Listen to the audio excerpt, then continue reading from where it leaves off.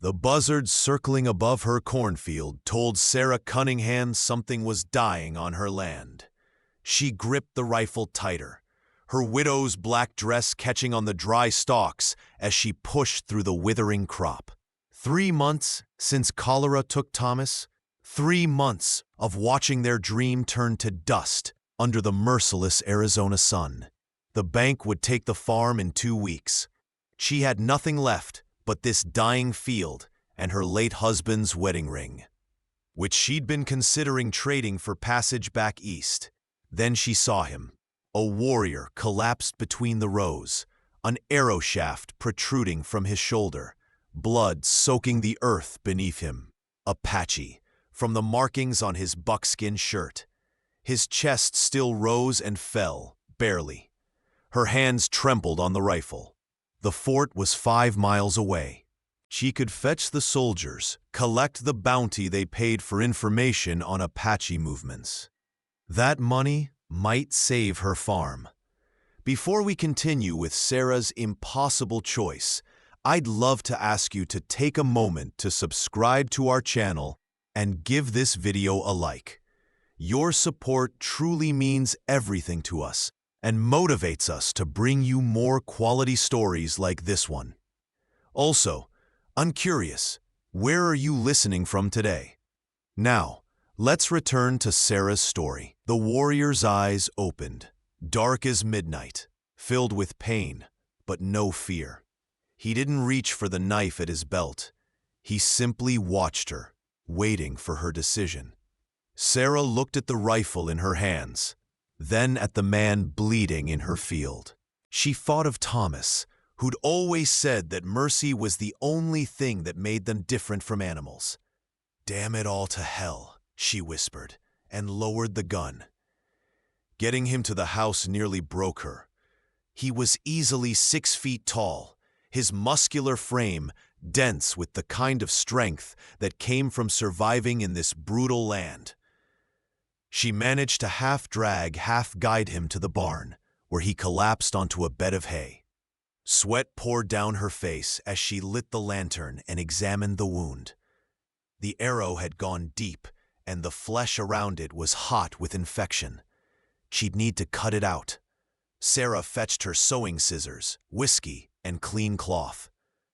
When she returned, his eyes tracked her movements with sharp intelligence, despite the fever glazing them. "This is going to hurt," she said, though she doubted he understood English. "I know," he replied in accented but clear English, startling her. "Do it." She poured whiskey over the scissors and his wound. He didn't make a sound, but she felt his entire body go rigid. "Go slow," he said through clenched teeth, his accent thickening with pain. "It hurts." "I'll die before I hurt you more than necessary," Sarah found herself saying, surprised by the conviction in her own voice. She worked as carefully as her shaking hands allowed, cutting away infected tissue, extracting the arrowhead. He passed out twice, which was probably a mercy. When she finally bandaged him, dawn was breaking. Sarah sat back on her heels, exhausted, her dress covered in his blood. What had she done? Nursing an Apache back to health. The townspeople would call her a traitor. The soldiers might arrest her. She'd lose everything. But when she looked at his face, relaxed now in unconscious relief from pain, she saw only a man who'd been suffering. A man she'd chosen to help. The warrior, he told her his name was Dakota, meaning friend to everyone, remained in her barn for 3 days, drifting in and out of fever dreams. Sarah brought him water, broth, and fresh bandages, always working quickly, always listening for the sound of horses that would mean discovery. On the 4th morning, she found him sitting up, his fever broken, those dark eyes clear and fixed on her face. "You could have let me die," he said, "or traded me for money. Why didn't you?" Sarah set down the bowl of stew she'd brought. "Would you have?" "No." He accepted the bowl, his large hands surprisingly gentle as he took it from her. But my people expect betrayal from yours. You surprised me. You surprised me too. Your English is perfect. Missionaries, he said with something that might have been a smile. Before my people drove them away, I learned many things. How to read, how to see that not all white people are the same, though most are. He studied her with an intensity that made her skin warm. You're alone here. It wasn't a question. Sarah sat on a hay bale, suddenly aware of how improper this all was. Alone in a barn with a half-naked warrior, his muscular chest bare except for bandages, his presence filling the space with something she couldn't name. My husband died 3 months ago. Cholera. The farm is failing. I have 2 weeks before the bank takes it. Then why waste medicine on me? You could have used that whiskey to trade. Because you're not property. You're a person, and you were dying in my field. She met his gaze steadily. I couldn't just walk away. Something shifted in Dakota's expression. Respect, perhaps, or recognition. You have honor. That's rare. He set aside the bowl and tested his shoulder carefully. I can work. For 2 weeks, I'll help you save this farm. Then I leave, and you never knew me. You can barely stand. I'll heal faster if I'm useful. He stood, wavering only slightly, and Sarah saw the determination in every line of his powerful frame. Unless you're afraid of what people will say. I stopped caring what people said when they all stayed away after Thomas died. Not one of them helped. She stood too, decision crystallizing. If you're strong enough to work, I'm desperate enough to accept. But you stay hidden when anyone comes near. Agreed. They shook hands, his palm rough with calluses, warm and solid against hers. Sarah felt something spark at the contact, something she had no business feeling. She pulled away quickly. The cornfield is dying, she said, all business now. But the well is deep, and if we can irrigate properly, there might be time to save some of it. Dakota looked toward the field, calculating. I know irrigation. My people have farmed this land for generations. His voice held an edge of bitterness. Before yours came and decided it was theirs. Sarah had no answer to that truth. Will you teach me? Yes. He looked back at her, and she saw a warrior's grief behind his eyes. Someone should remember how. Over the next week, Sarah learned that Dakota was not just a warrior, but a man of deep knowledge. He showed her how to read the land, how to channel water using gravity and carefully placed stones, how to identify which plants could be saved and which needed to be cleared. They worked from dawn until dark, speaking little, but she felt herself changing under his quiet instruction. He taught her to shoot properly, correcting her stance until the rifle felt like an extension of her arm rather than a burden. You're alone here, he said as she successfully hit a target for the first time. You need to protect yourself. The farm isn't worth protecting if the bank takes it. I'm not talking about the farm. His eyes held hers. I'm talking about you. Sarah felt heat rise to her cheeks and turned away, reloading the rifle with shaking hands. When had she started caring what he thought? When had his opinion begun to matter more than her reputation? The truth was, she felt more alive in Dakota's presence than she had in months, maybe years. Thomas had been a good man, but their marriage had been born of practicality, not passion.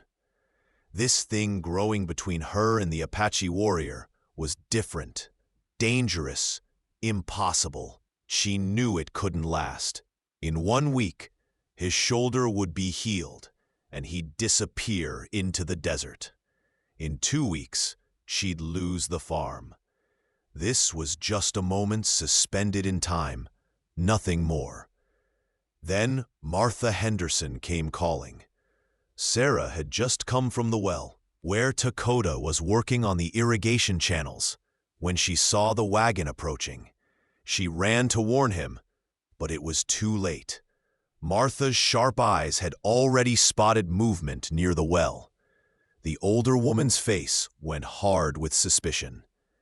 "Sarah Cunningham," Martha called out, her voice carrying across the yard. "Who's that with you?" Dakota stepped into view, shirtless in the heat, his bandaged shoulder visible, his presence undeniable. Sarah's heart sank. Of all people, why did it have to be Martha Henderson, the town's most notorious gossip? "He's helping with the farm work," Sarah said, lifting her chin. "I hired him." Martha's eyes went from Dakota to Sarah, noting the warrior's state of undress, the familiarity between them. "Hired an Apache? Sarah, have you lost your mind? The soldiers?" "We'll find a man recovering from an injury, working for wages, bothering no one." Sarah's voice was steady, despite her fear. "Unless you tell them otherwise." "I'll do more than that. This is madness. You're ruining yourself, girl. No decent woman." "I stopped being a decent woman the day I chose not to starve." Sarah stepped forward, surprising herself with her own boldness. "Judge me all you like, Martha, but this man has helped me more in 1 week than anyone in town has in 3 months. So unless you're here to offer assistance, I'll thank you to leave." Martha's face reddened. "You'll regret this. The whole town will hear about it." "I'm sure they will." Sarah didn't flinch. "Good day, Mrs. Henderson." She stood firm until the wagon disappeared down the road. Then her knees buckled. Dakota caught her, his strong arms steadying her.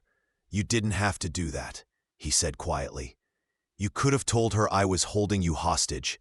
She would have believed it. But it wouldn't have been true." Sarah looked up at him, seeing the respect in his eyes. "I won't lie about this, about you. Then nursing me back meant losing your reputation forever." He said it matter-of-factly, but there was something raw in his expression. "I'm sorry. Don't be." Sarah realized she was still in his arms and stepped back, though her skin felt cold where he'd touched her. "I'm not." That night, unable to sleep, Sarah went to the barn. She found Dakota sitting in the doorway, looking at the stars.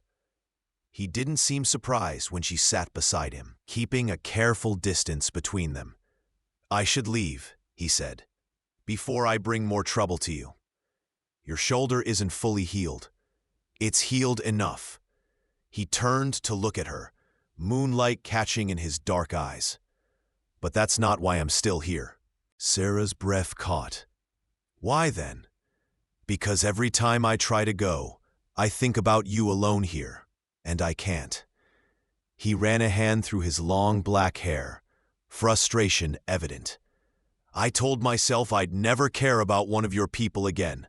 My wife, she was killed by soldiers 2 years ago. I watched her die. I swore I'd never let myself be vulnerable like that again." "I'm sorry," Sarah whispered, understanding now the depths of his grief. "I can't imagine." "But you can." Dakota's voice was gentle. "You lost someone too. I see it in how you move through this place like a ghost, going through motions. Until you're working with the land, teaching yourself to shoot, standing up to that woman, then you're alive again." "You make me feel alive again," Sarah admitted, the words tumbling out before she could stop them. "And it terrifies me." Dakota reached out slowly, giving her time to pull away, and took her hand. His palm was rough, warm, solid. "It terrifies me too. Everything between our peoples says this is impossible. But Sarah," he squeezed her hand gently, "I see a woman worth saving, worth staying for, if you'll let me." I'm not asking you to save me, Sarah said, but her fingers tightened on his. I'm saving myself. The farm, my life, it's mine to rebuild. I know. His thumb traced circles on her palm, sending shivers through her. That's why I want to stay. Not to save you, to build something with you. Together. Together, Sarah repeated, the word feeling like a promise. But Dakota, if you stay, people will never accept it. The soldiers might come. The town will turn against me completely. You could be killed. I've been facing death my whole life. He raised her hand to his lips, kissing her knuckles with devastating tenderness. The question is, are you brave enough to face life with me? Sarah looked at this warrior who'd crashed into her dying field and somehow brought her back to life. She thought about Thomas, who'd been kind but never understood her. She thought about the town that had abandoned her. She thought about Martha Henderson's scandalized face and the soldiers who might come. Then she thought about the way Dakota looked at her, like she was strong, capable, worthy. The way he taught her, without condescension. The way he made her laugh when they worked together. The way her heart raced when he was near. Yes, she said simply, I'm brave enough. Dakota cupped her face with his free hand, his touch achingly gentle. I'll die before I hurt you, he promised, and then he kissed her. It was nothing like the chaste kisses she'd shared with Thomas. This was fire and need and recognition.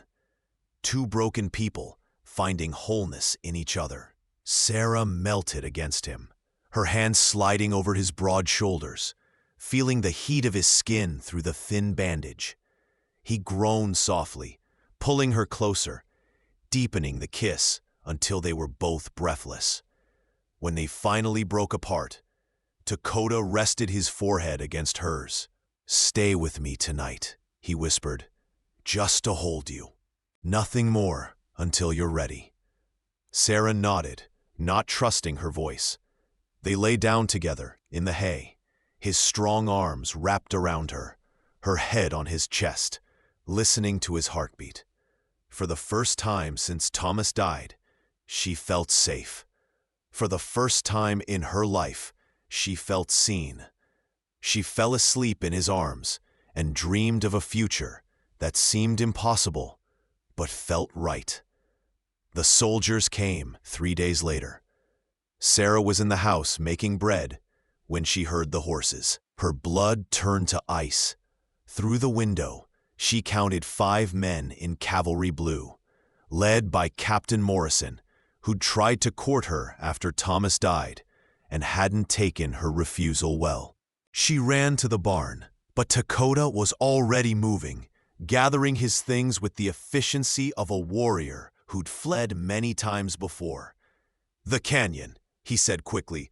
3 miles east. I'll wait there for nightfall, then head into the mountains. No. Sarah grabbed his arm. There's a cellar under the house. Thomas built it for tornadoes. They won't find you there.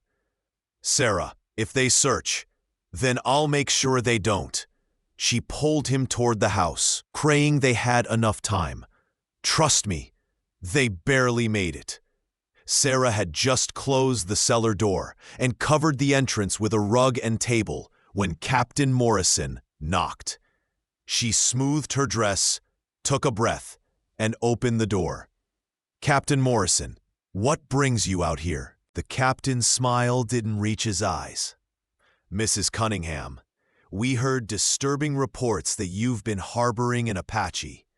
I'm sure there's a misunderstanding, but I'll need to search your property. Martha Henderson's been talking, I assume? Sarah didn't move from the doorway. Yes, I hired a man to help with the farm work. He was injured, and I paid him fairly. He left 2 days ago. An Apache warrior, Sarah, not a farmhand. Morrison's voice hardened. Do you understand the danger? These savages can't be trusted. The only person who's proved untrustworthy is Mrs. Henderson, spreading lies because I won't participate in her gossip circles." Sarah lifted her chin. "But if you insist on searching, Captain, I can't stop you. Though I'll note in writing that you forced your way into a widow's home without cause and share that letter with the territorial governor, who was a friend of my late husband's. It was a bluff. Thomas had never known the governor, but Morrison's jaw tightened.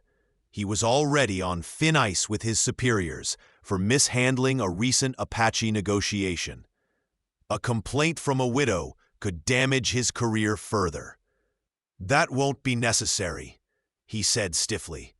"But Sarah, a word of advice. Be careful who you associate with. This land is dangerous, and you're alone. Vulnerable. You need protection." The underlying threat was clear. Sarah felt rage bubble up inside her. "I can protect myself just fine, Captain. My husband taught me to shoot, and I've been practicing." "Perhaps you should focus on protecting the territory instead of harassing widows." Morrison's face reddened, but he couldn't push further without revealing his true motives. "Good day, Mrs. Cunningham." He tipped his hat with exaggerated politeness and led his men away. Sarah watched until they disappeared, then sagged against the doorframe, shaking. When she finally opened the cellar door, Dakota emerged looking fierce and concerned. "You put yourself at risk for me." "You've been at risk for me since the day I found you." Sarah closed the door firmly. "Morrison won't give up, though. He wants this land, and now he wants revenge for my rejection. We're not safe here anymore." "Then we leave." Dakota took her hands. "Together. My people have a winter camp in the mountains where—" "No." Sarah squeezed his hands. "Your people won't accept me any more than mine accept you. But there's land to the west, near Tucson, where the law matters more than gossip, where people from different backgrounds live alongside each other. We could go there, start fresh." "You'd give up your home?" "This stopped being home the day Thomas died. It became a prison." She looked around at the dusty rooms, the fading memories. "Home is wherever I choose to make it, with whoever I choose." She met his eyes. "If you'll have me." Dakota pulled her close, his kiss answering before his words could. When they broke apart, he was smiling. A real smile that transformed his severe features. "We'll need supplies. Money." Sarah touched the wedding ring still on her finger, the last piece of her old life.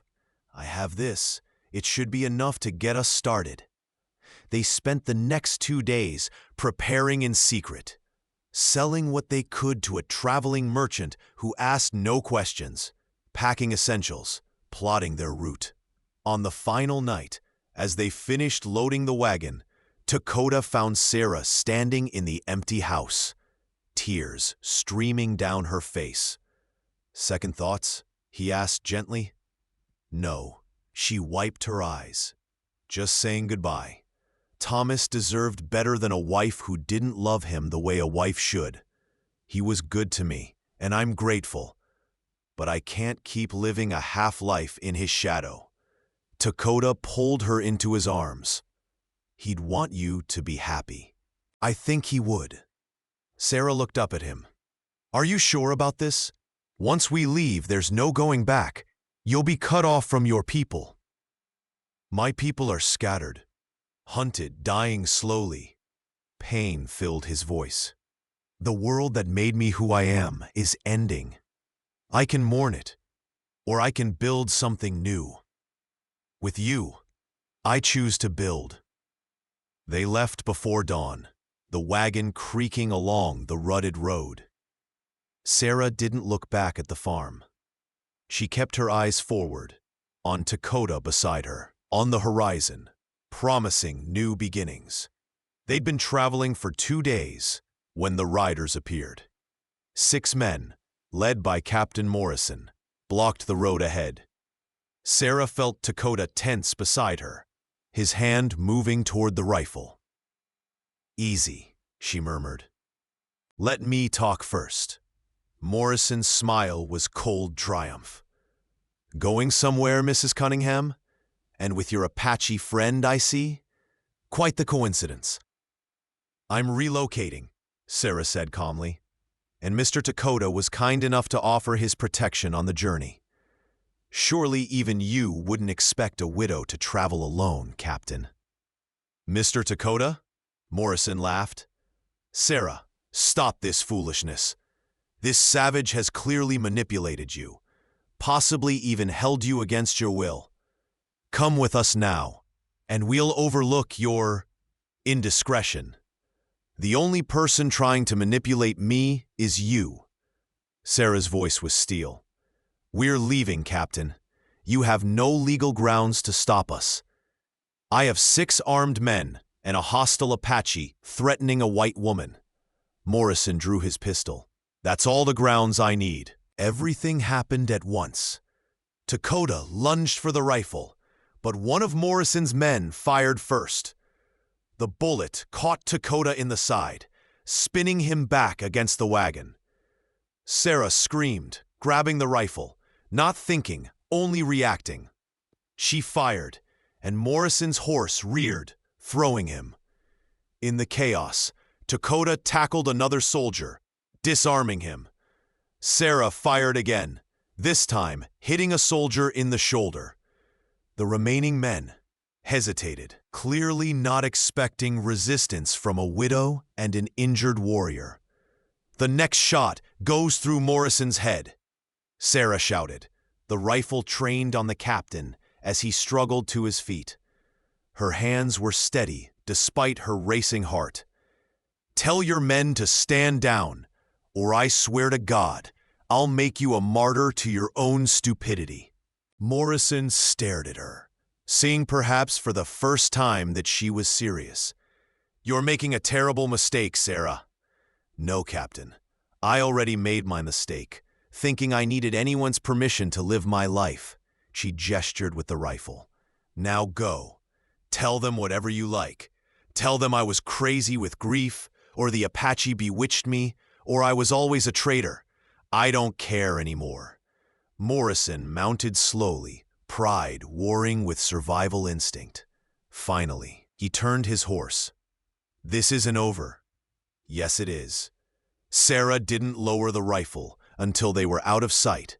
Then she dropped it and rushed to Dakota. Blood seeped through his shirt, but when she tore the fabric away, she saw the bullet had only grazed his ribs. Painful, but not fatal. "You shot at soldiers for me," he said, wonder in his voice despite the pain. "I told you, I protect what's mine." Sarah's hands shook as she bandaged him with strips torn from her petticoat. "And you're mine now, Dakota, if you'll have me." He pulled her down for a fierce kiss, ignoring his injuries. "Forever," he promised against her lips. "I'll have you forever." They pushed hard after that, traveling by night when possible, avoiding towns. Dakota's wound healed slowly, but his strength returned. 3 weeks later, they reached Tucson, dusty and exhausted, but free. The town was everything Sarah had hoped, rough and chaotic, but diverse. Mexican, Anglo, Apache, Chinese, all living in uneasy but functional coexistence. No one looked twice at a white woman and an Apache man traveling together. Here, everyone was too busy surviving to judge. They found a small adobe house on the outskirts, with good land and a well. Sarah sold Thomas's ring to a jeweler and used the money for supplies. That first night in their new home, sitting on the floor because they had no furniture yet, Dakota took her hand. "Marry me," he said, "properly, however you want, white ceremony, Apache way, or both. I don't care. I just want you to be my wife, in every way that matters." Sarah felt tears prick her eyes. Thomas married me because it was practical, because I needed security and he needed a wife. I want more than that. I love you, Dakota said simply. I love your courage, your stubbornness, your fierce heart. I love how you see people, not categories. I love waking up next to you and working beside you and building this life together. Marry me not because you need security, but because you want to. Because we chose each other, and we keep choosing each other every day. Yes. Sarah's tears spilled over. Yes, I'll marry you. I love you too. I think I started falling for you the moment you opened your eyes in my cornfield and didn't beg for mercy. You just accepted whatever came with such dignity. You made me want to be that brave. They were married a week later by a Mexican priest who'd seen enough of life not to judge. Sarah wore a simple blue dress she'd sewn herself. Dakota wore a new shirt but kept his Apache markings visible. He would not hide who he was, and she loved him more for it. 2 shopkeepers served as witnesses, strangers who wished them well and asked no questions. It wasn't the wedding Sarah had imagined as a girl, but it was perfect because it was real. Because when Dakota kissed her, she felt her soul recognize its mate. Because when she said, "I do," she meant it with every fiber of her being. That night, in their small adobe house, they came together as husband and wife. Dakota was achingly gentle, mapping every inch of her skin like sacred territory, whispering words of love in both English and Apache. Sarah gave herself completely. No longer the timid widow, but a woman claiming her own pleasure, her own life, her own love. Afterward, tangled in each other's arms, Sarah traced the scar on Dakota's shoulder, where she'd removed the arrow that first day. "I was terrified I'd kill you," she admitted. "You saved me," Dakota corrected, kissing her fingertips. "In more ways than one." "We saved each other," Sarah said, and knew it was true. The years that followed weren't easy. They faced prejudice, struggled with money, worked until their hands bled to make the farm productive. But they faced it together, and that made all the difference. Sarah learned Apache traditions from Dakota, and he learned to read and write fluently from her. They became known in Tucson as the couple who could bridge worlds, mediating disputes, translating, helping others find common ground. 5 years after that day in the cornfield, Sarah stood in their garden, watching Dakota teach their 3-year-old daughter to track rabbits. Their son was asleep in the cradle, and another baby grew in Sarah's belly. The adobe house had been expanded. The farm was thriving, and they'd even started taking in orphans. Mexican, Apache, Anglo, it didn't matter. Any child who needed a home found one with them. Martha Henderson's predictions of ruin had been spectacularly wrong. Sarah had never been happier, never felt more herself. She'd lost her reputation, yes, but she'd gained a real life in return. Dakota looked up, caught her watching, and smiled. That rare, transformative smile he saved just for her. He said something to their daughter, who ran shrieking with joy toward the house, then walked over to Sarah and pulled her into his arms. "What are you thinking?" he asked, nuzzling her neck.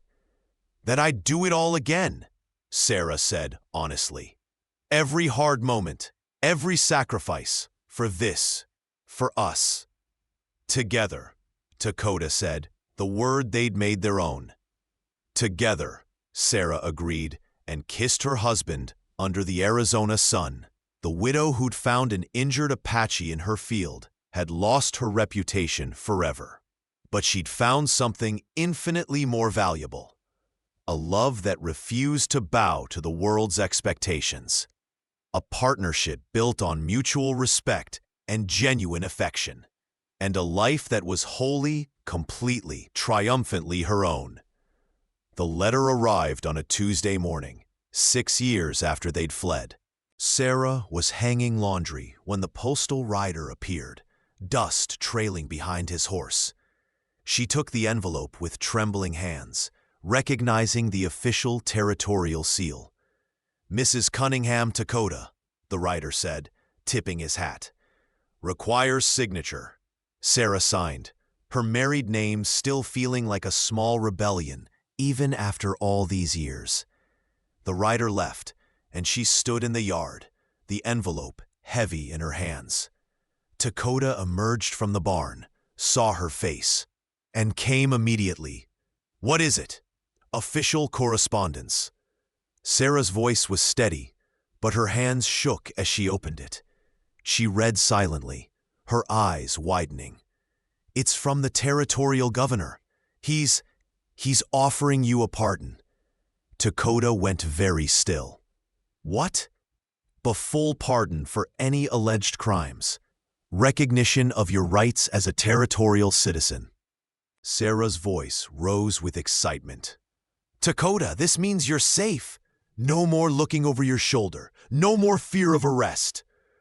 But Dakota's face remained guarded. "Why? Governors don't pardon Apache warriors out of kindness." Sarah read further, her excitement dimming. "He wants your help. There's a renegade band raiding settlements near the border. The army can't track them, but they think you could. They want you to guide a patrol, help negotiate surrender. They want me to betray my own people." Dakota's voice was flat, bitter. "They're not your people anymore," Sarah said gently, then winced at his expression. "I'm sorry. I didn't mean—" "But you're right." Dakota took the letter from her, reading it himself. "I chose this life. I chose you. But Sarah, if I do this, if I help the army hunt Apache warriors, there's no going back. Any connection I still have to my heritage, any possibility of reconciliation with my remaining family, it ends." Sarah touched his arm. "What do you want to do?" Dakota was quiet for a long moment, staring at the mountains in the distance, where his people still fought their losing battle against encroachment. Finally, he said, "I want to talk to them, the raiders, find out why they're raiding. Yet they need. Maybe there's another way. The governor won't like that." "I don't care what the governor likes." Dakota's jaw set with determination. "But I care about innocent people dying, on both sides. If I can stop it, I have to try."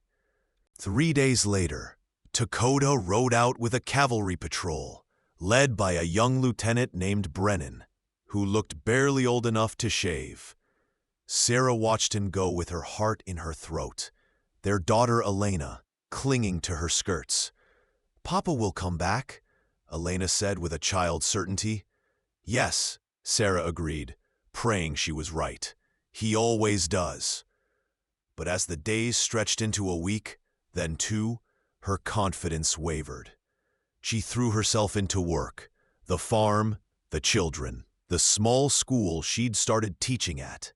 Anything to keep her mind from imagining all the ways Dakota might not come home. On the 15th day, riders appeared on the horizon. Sarah's heart leaped, then sank when she saw only soldiers. Lieutenant Brennan dismounted slowly, his face grim.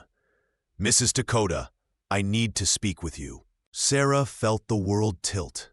"Is he dead?" "No, ma'am, but he's been taken." The story came out in pieces. Dakota had tracked the raiders to their camp and gone in alone to negotiate. He'd convinced them to meet with the army to discuss terms, land, food, safe passage for their families. But when Dakota returned with the offer, he'd found that Captain Morrison, transferred to the Border Patrol, had taken command of the unit. Morrison had ordered Dakota arrested as a hostile, claiming he'd been conspiring with the enemy. "It's a lie," Brennan said, his young face flushed with anger. Dakota was trying to prevent bloodshed, but Morrison has him in chains at Fort Bowie, awaiting trial for treason. Sarah felt rage crystallize inside her, cold and sharp. "Where's this Fort Bowie?" "Ma'am, you can't." "Tell me where it is, Lieutenant, or so help me, I'll find it myself." Brennan hesitated, then gave her directions. "Mrs. Dakota, Morrison hates your husband. This trial is a sham. Even if you testify, they won't listen to an Apache's wife." "Then I'll make them listen." Sarah was already moving, calling for their neighbor to watch the children. "I'll ride through the night if I have to. You'll never make it alone. The desert. Will you help me, Lieutenant? Or are you just another soldier following orders?" Brennan looked at her for a long moment, then straightened. "I'll take you. My men will come too. Morrison may have rank, but he doesn't have honor. It's time someone stood up to him." They rode hard, changing horses at a friendly ranch, pushing through the brutal desert heat. Sarah barely slept, sustained by fury and fear. When Fort Bowie finally appeared, a cluster of adobe buildings surrounded by wooden walls, she felt her resolve harden to steel. Morrison was waiting in the commandant's office, his smile poisonous. "Mrs. Cunningham, how kind of you to visit your savage." "Where is my husband?" Sarah's voice was ice. "In the stockade, where all traitors belong." Morrison leaned back in his chair. "He conspired with hostiles, Sarah. The penalty is hanging." "He was negotiating peace at the governor's request." "So he claims. But I have 6 soldiers who will testify they saw him arming the raiders, teaching them our tactics." Morrison's eyes glittered with malice. "You could have avoided all this. You could have been respectable, safe, mine. Instead, you threw it all away for an Apache. Now you'll watch him hang, and then perhaps you'll come to your senses." Sarah wanted to strike him, to claw his smug face. Instead, she said calmly, "I'd like to see the commandant. Colonel Briggs is aware of the situation and supports my decision. Then I'll write to the territorial governor and the Secretary of War and every newspaper from here to Washington." Sarah stepped closer, her voice dropping to a whisper. "You think you can destroy my husband and I'll come crawling to you? Captain, I'd sooner die than give you the satisfaction. And I'll make sure everyone knows exactly what kind of man you are. A coward who frames innocent men because his pride was wounded." Morrison's face darkened. "Careful, Sarah. You're already suspect for marrying an Apache. It wouldn't take much to charge you as an accomplice." "Then do it. Arrest me. Put me on trial beside him." Sarah straightened, her voice ringing clear. "Because I'll tell everyone what really happened. How you wanted my land, how I refused your advances, how you've pursued this vendetta for years, how you're willing to let innocent people die just to soothe your wounded ego." The door opened, and Colonel Briggs entered, an older man with iron-gray hair and tired eyes. "What's all this shouting?" Sarah turned to him, pouring every ounce of conviction into her words. "Colonel, my husband was performing a service for the territory when Captain Morrison arrested him on false charges. The governor himself requested Dakota's help. Morrison is using his authority to settle a personal grudge, and he's willing to start a war to do it." "Lies," Morrison spat. "Colonel, this woman is— I have the governor's letter." Sarah pulled it from her bag. "And Lieutenant Brennan witnessed everything. Morrison's accusations are fabrications." Briggs read the letter slowly, his frown deepening. "Captain Morrison, Is this true? Did the governor request this man's assistance? The savage manipulated the situation. Answer the question, Captain. Morrison's jaw worked. Yes, sir, but that doesn't change what I witnessed. What you claim to have witnessed. Briggs looked at Lieutenant Brennan. You were there, Lieutenant. What actually happened? Brennan stood at attention. Sir, Dakota negotiated a peaceful meeting. He prevented bloodshed. Captain Morrison's accusations are without merit. In my professional opinion, his actions constitute abuse of authority and potentially treason themselves. He may have sabotaged a governor-sanctioned peace initiative. The silence was thick. Finally, Briggs said, Captain Morrison, you're relieved of duty pending investigation. Lieutenant Brennan, release the prisoner immediately. He turned to Sarah. Mrs. Dakota, you have my apologies, and my word that your husband will receive justice. Morrison's face went purple with rage, but he could say nothing. Sarah felt her knees go weak with relief, but she kept her spine straight until she was outside the office. Then she ran toward the stockade, where soldiers were already removing Dakota's chains. He looked up at her approach, his face battered, but his eyes clear. When the chains fell away, he caught her in his arms, holding her so tightly she could barely breathe. You came, he said into her hair. Always, Sarah whispered. Always together. Together, Dakota agreed, and kissed her like a man granted a reprieve from death. They returned home to find their farm had nearly been destroyed. Someone, Sarah suspected Morrison's allies, had vandalized their property, killed livestock, burned part of the barn. Their neighbor had managed to protect the children, but the damage was extensive. Sarah stood in the ruined yard, feeling tears threaten for the first time since this ordeal began. They'd worked so hard to build this life, and in 2 weeks it had nearly been torn apart. We rebuild, Dakota said firmly, surveying the damage with a warrior's assessment. We've done it before. I'm tired of rebuilding. The admission felt like failure.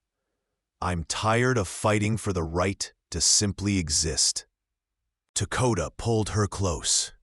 Then we go somewhere they can't touch us. Where? This happens everywhere. Not everywhere. Dakota tilted her chin up, his dark eyes intense. There's a valley 3 days north. My grandmother's people settled there after the wars. It's isolated, hard to reach, but the land is good. They're mixed now, Apache, Mexican, some whites who wanted to escape. They live by their own rules, bother no one. We'd be safe there. You want to go back to your people? I want to take my family somewhere we won't have to look over our shoulders. Dakota's voice was raw with emotion. Sarah, I almost died in that stockade. I almost left you alone, left our children without a father. Because Morrison couldn't let go of his hatred. I don't want to live like that anymore. Do you? Sarah thought about Elena's nightmares, about little Thomas crying when they'd return to find the farm destroyed, about the constant vigilance required just to survive. She thought about growing old in fear, always waiting for the next attack. No, she said finally. I don't. But Dakota, will your people accept me? Some will, some won't. He was honest, at least. But the elders remember me. They'll give us a chance. The rest we'll earn, the same way we've earned everything else, by proving ourselves. It took a month to settle their affairs. They sold the farm for less than it was worth, but Sarah found she didn't care. The land had never truly been home. Home was wherever Dakota and their children were. Lieutenant Brennan, grateful for Dakota's service and ashamed of Morrison's actions, provided a military escort for the first day of their journey, ensuring they left safely. The trip north was grueling. 3 days became 5, as they navigated rough terrain with young children and a heavily loaded wagon. But on the sixth morning, they crested a ridge, and Sarah saw the valley spread below, a hidden paradise of green meadows and clear streams, surrounded by protective mountains. "It's beautiful," she breathed. "It's home," Dakota corrected, and started the descent. The village was unlike anything Sarah had seen. A deliberate mixture of Apache wickiups, Mexican adobe houses, and even a few Anglo-style cabins.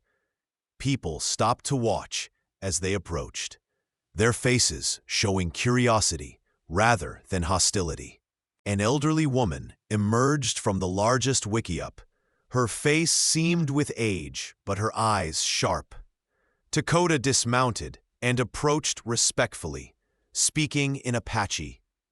The woman listened, then turned her gaze to Sarah, studying her with unsettling intensity. Finally, she spoke in heavily accented English. "You are the white woman who chose my grandson over her own people, who faced soldiers for him, who risks everything for love." It wasn't a question. Somehow, the story had reached even here. "Yes," Sarah said simply, meeting the elder's eyes. "I'm Sarah. These are our children, Elena and Thomas." The old woman, Dakota's grandmother, stepped closer, reaching out to touch Sarah's face. "You have a warrior's heart in a white woman's body. This is rare, valuable." She turned to the gathered villagers, speaking in Apache. Dakota translated quietly. "She says we are welcome, that any who can bridge worlds is needed here." Tears slicked down Sarah's cheeks. "Thank you," she said in Apache, one of the few phrases Dakota had taught her. "Thank you." Dakota's grandmother smiled, revealing gaps in her teeth. "You will learn our ways. We will learn from you. Together we are stronger." "Together," Sarah repeated, the word that had become their talisman. The village gave them land and helped them build a house, something between Apache and Anglo styles, with thick adobe walls and a traditional cooking pit. Sarah threw herself into learning Apache language and customs, while Dakota helped establish trade routes with nearby Mexican settlements. Their children grew up speaking 3 languages, comfortable in multiple worlds. It wasn't perfect. Some villagers remained suspicious of Sarah, and she sometimes longed for things from her old life: books, music, the company of other white women. But those moments grew fewer as she became part of the community's fabric. She taught reading and writing to children who wanted to learn, helped deliver babies, mediated disputes with her unique perspective. Years passed. Elena grew into a fierce young woman who could track as well as any warrior and read philosophy in 3 languages. Thomas became a skilled negotiator, able to move between Apache, Mexican, and Anglo worlds with ease. 2 more children arrived, Maria and little Dakota, both healthy and strong. On their 10th wedding anniversary, Dakota led Sarah to a spot overlooking the valley. They sat together as the sun set, painting the mountains in shades of gold and crimson. "Do you regret it?" he asked quietly. "All that you gave up?" Sarah thought about the life she might have lived. Remarried to some rancher, respectable and bored, never knowing this depth of love or the richness of multiple cultures. She thought about the woman she'd been in that cornfield, desperate and dying inside. "I regret nothing," she said honestly. "You saved my life, Dakota. Not from poverty or danger, but from being half alive. You showed me what it means to truly live." "You saved mine first," Dakota reminded her, touching the scar on his shoulder. "And you keep saving it, every day." They kissed as the stars emerged. Two people from different worlds who'd built something entirely their own. Below in the valley, lamps began to lighten windows. Anglo, Apache, Mexican, all living together because people like Sarah and Dakota had dared to believe it was possible. The trouble came again when Elena turned 16. A young warrior named Naichi had been courting her, and Elena seemed interested. But there was also a Mexican trader's son, Diego, who'd been teaching her guitar and making her laugh. And then Lieutenant Peter Brennan's nephew, visiting from back east, complicated everything by falling completely in love with her. "This is a disaster," Sarah said, watching three young men glare at each other across the village square. "She's going to start a war." Dakota chuckled. "She's your daughter. Of course she has men fighting over her. She's your daughter too. That's why she's encouraging all of them." Elena herself seemed amused by the situation until the three suitors got into an actual fight. Naiche bloodied Diego's nose. Diego knocked Peter into a water trough, and Peter gave Naiche a black eye. Elena stormed over and told all three they were idiots, then stalked away, leaving them wet, bruised, and confused. "I don't want any of them," Elena shouted at her parents that night. "Why does everyone assume I need to choose a husband right now? I'm 16.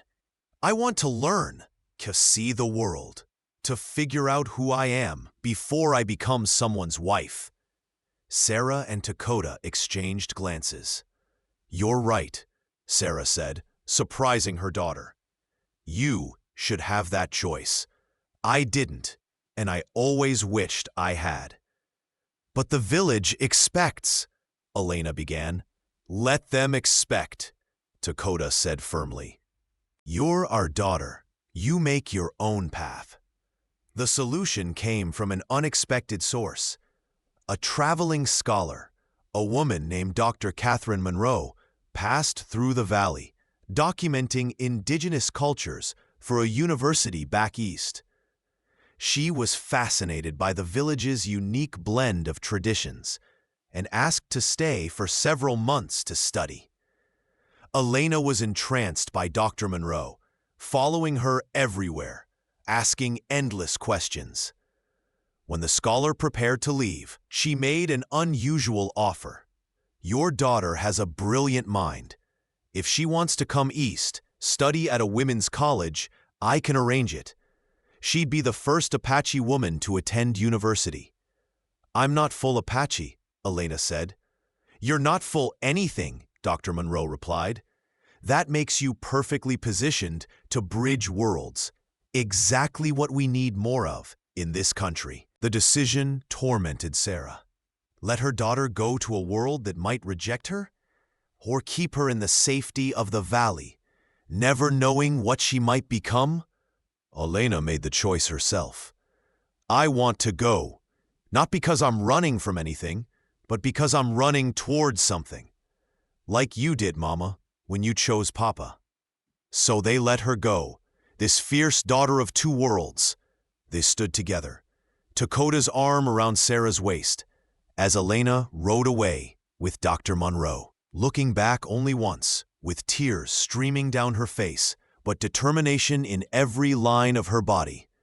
"She'll be fine," Dakota said, but his voice was thick. "I know." Sarah wiped her own tears. "She's braver than I ever was. She learned from the best." The letters Elena sent became treasured possessions, read aloud to the entire village.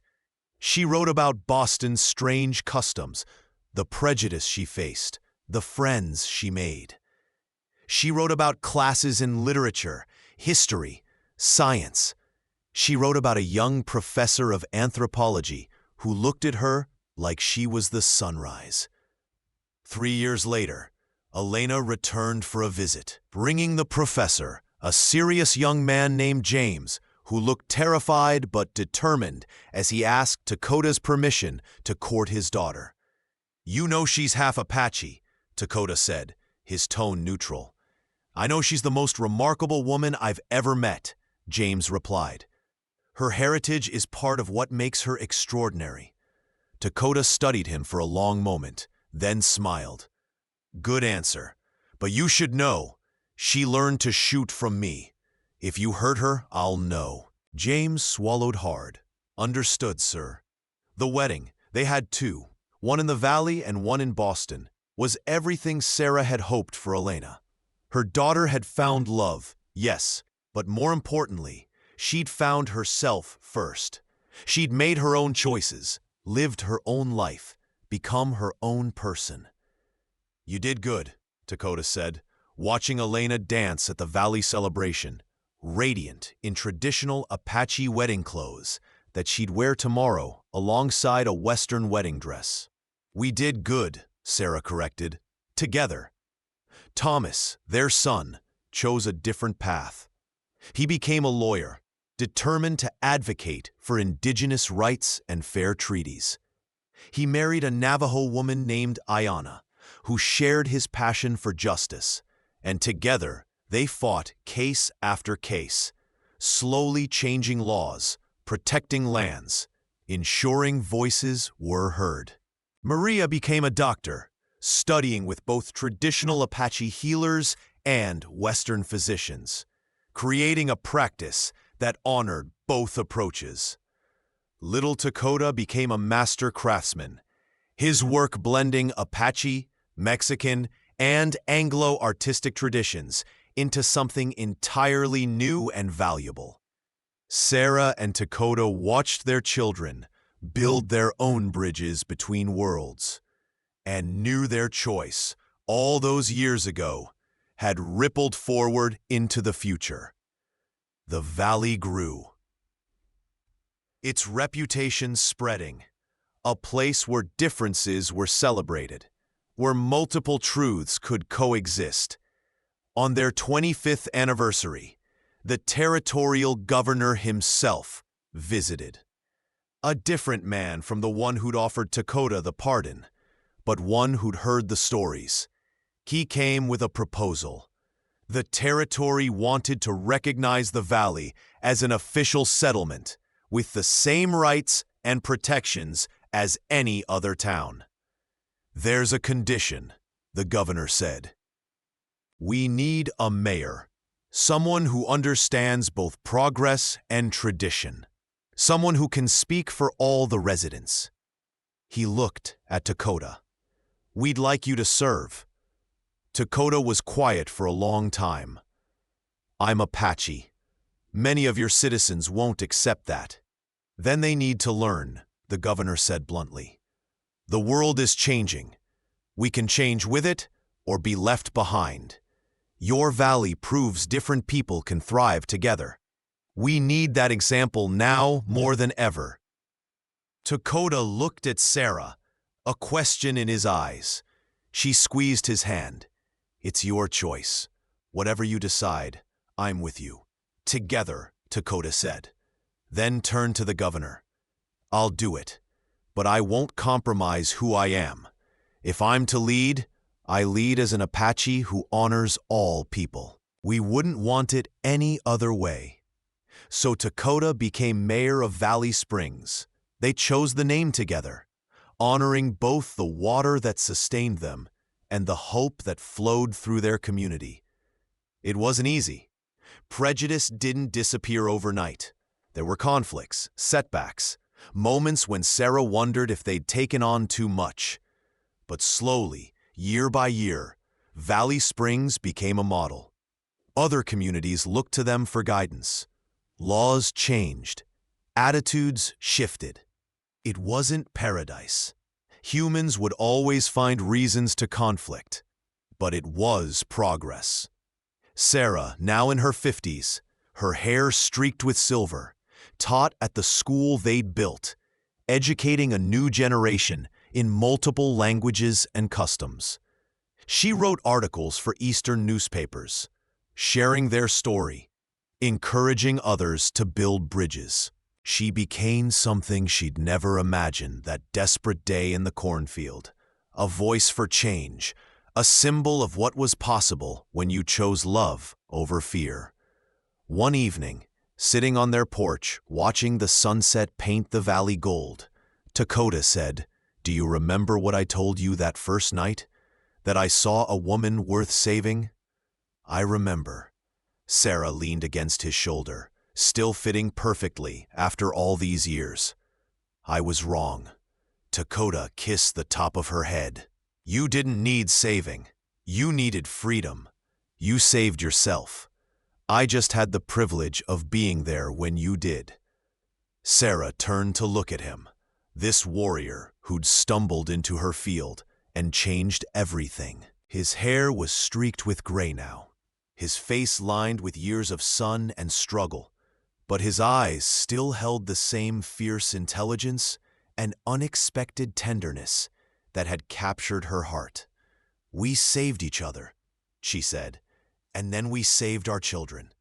And maybe in some small way, we're saving this little piece of the world." "Together," Dakota said. "Always together," Sarah agreed. They sat in comfortable silence as stars emerged, one by one. The sounds of the valley settling for night around them. Children laughing in 3 different languages. Someone playing a guitar with Apache drumming in the background. The universal sounds of people living, loving, being. Sarah thought about the woman she'd been. Desperate, trapped, seeing no way forward. She thought about the choice she'd made to save a wounded stranger, and how that single act of mercy had bloomed into this rich, complex, beautiful life. She wouldn't change a moment of it. Not the fear, not the pain, not the struggle. Because it had all led here, to this porch, this man, this community. They'd built from nothing but hope and determination. The widow who'd found an injured Apache in her field had lost her reputation forever. Yes. But she'd gained something infinitely more precious. A life lived fully, on her own terms, with a love that had survived everything the world threw at it. And that, Sarah knew, was worth everything. 20 years later, Sarah stood in a university auditorium in Boston, her hands trembling slightly as she looked out at hundreds of faces. Students, professors, journalists, politicians. Elena sat in the front row. Now Dr. Elena Dakota Henderson, professor of anthropology and author of several groundbreaking books. Beside her sat James, silver-haired and distinguished. Their children filled the next row, Sarah's grandchildren, carrying forward the legacy of bridge building. "Thank you for inviting me to speak today," Sarah began, her voice stronger than she felt. 50 years ago, I was a widow facing ruin, alone on a failing farm, contemplating whether my late husband's wedding ring would buy me enough food to survive until I could figure out what to do next. I had no idea that the dying man I found in my cornfield would become my husband, the father of my children, and my partner in building something that many said was impossible. She told the story then. Not all of it. The intimate moments were hers and Dakota's alone, but enough. She talked about choosing mercy over profit, love over reputation, hope over fear. She talked about the valley they'd built, where children grew up understanding that differences weren't threats, but gifts. "People ask me if I regret it," Sarah said, nearing the end of her speech. "If I regret giving up my place in white society, my safety, my respectability. The answer is simple. I regret nothing, because I learned something crucial in that cornfield 50 years ago. You are not truly alive if you're not truly yourself, and you cannot be truly yourself if you're living according to other people's rules, other people's prejudices, other people's fears." She paused, looking at the sea of faces, young people, mostly.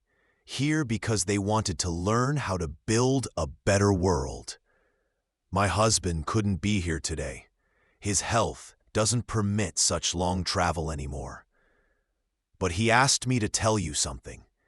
He said, tell them that the walls between people are built one brick of fear at a time, and they fall one act of courage at a time. Tell them to be brave. Tell them to choose love, even when it's hard, especially when it's hard. Tell them the future belongs to those who can see humanity in everyone, not just people who look like them or believe like them. Sarah's voice broke slightly. Tell them that together we can build anything. Tell them that together we're unstoppable. The applause was thunderous. Students stood, then professors, then everyone. Sarah stood at the podium, tears streaming down her face, and felt Dakota's presence as clearly as if he stood beside her. After all these years, they were still connected, still one, still together even when apart. Elena came to the podium, embracing her mother. "Papa would be so proud," she whispered. "He is proud," Sarah said, "of all of you, of everything we built." The journey home took a week. Sarah was 70 now, and travel was harder. But when the valley finally came into view, she felt her heart lift. Home. Always home. Dakota was waiting on their porch, older and frailer than she liked to acknowledge, but his smile still had the power to make her heart race. She climbed down from the wagon slowly, her joints protesting, and walked into his arms. "How was Boston?" he asked, his voice raspier than it used to be, but still unmistakably his. "Exhausting. Wonderful, full of young people who want to change the world." Sarah pulled back to look at him. "They reminded me of us, 50 years ago. We weren't that young. We were young enough to believe impossible things." She kissed him softly.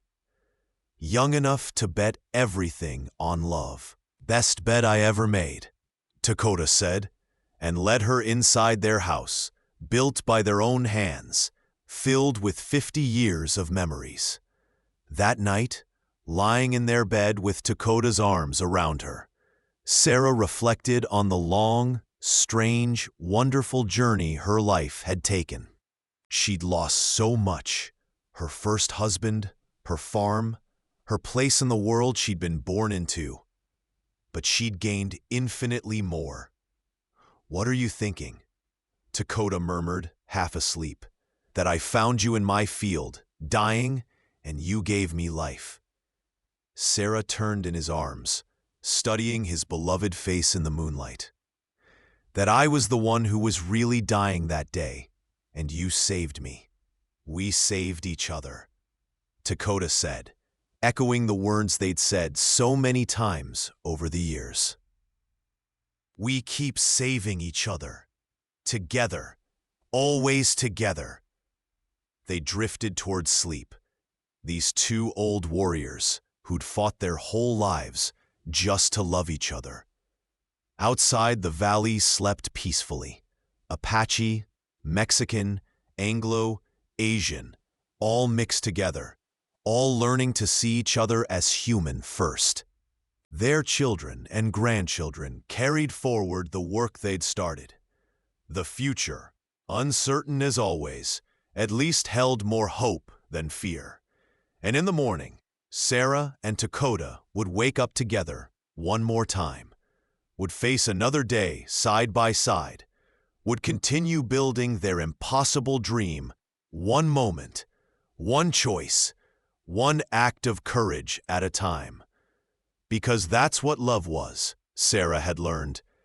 Not a single grand gesture, but 1,000 small choices. Choosing mercy in a cornfield. Choosing partnership over pride. Choosing to see a person instead of a category. Choosing to believe against all evidence that different people could build something beautiful together, choosing again and again and again to be brave enough to love. Sarah closed her eyes, Dakota's heartbeat steady against her ear, and slept the sleep of someone who'd lived fully, loved deeply, and left the world better than she'd found it. Together, always together. Thank you so much for listening to this story. I'd love to know where you're enjoying this tale from. Are you listening at home, during your commute, or perhaps while working? Please subscribe to the From Wild West channel and share your thoughts in the comments below. What did you think of Sarah and Dakota's journey? Your feedback means the world to us.